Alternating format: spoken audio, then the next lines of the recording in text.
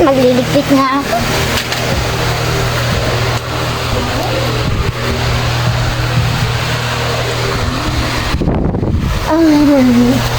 Sobrang daming kalat. Ay nako, tignan ko nga si Kiana kung anong ginagawa. Kiana, anong ginagawa mo?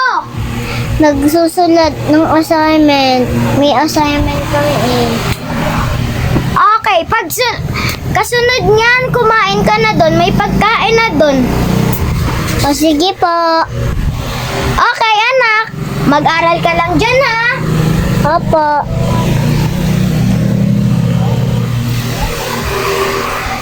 Ay, nako. Ang hirap naman maglinis. Tapos sa taas pa. Nako. May damit pa. Sa taas na nga.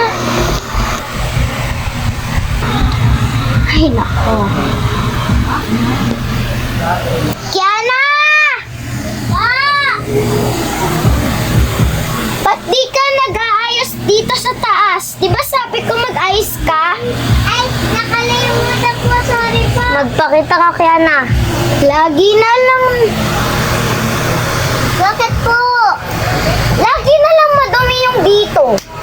Lagi na lang madumi yung taas. Naglilinis naman po ako dyan. Sige na nga. Magwalis ka na lang sa baba.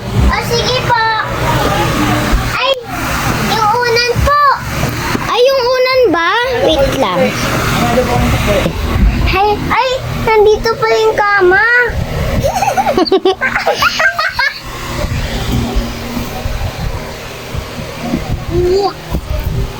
Diyan muna na yun. Diyan muna na yun. Tatry ko kaya mag-workout para pumayat naman.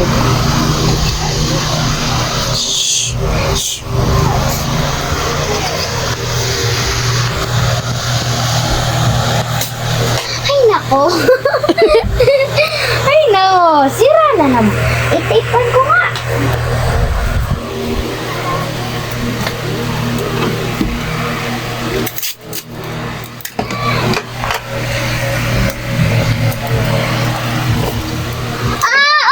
Nasugatan ako. Hala! Mami! Pingi ako ng bandid. O sige, wait lang.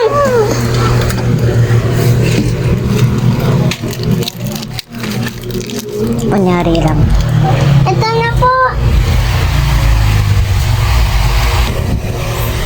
Thank you, anak. Tulungan mo na lang ako next time kasi di ko pa alam kung bahay na ito. Ay, kasi, alam ko yan, Mami. Kasi taga-Canada na ngayon ako eh. Next time, samahan kita dun. Ay, marunong na po ako. Saan? Ganyan po. Maganto? Turuan mo nga ako. Ganto po yan, oh.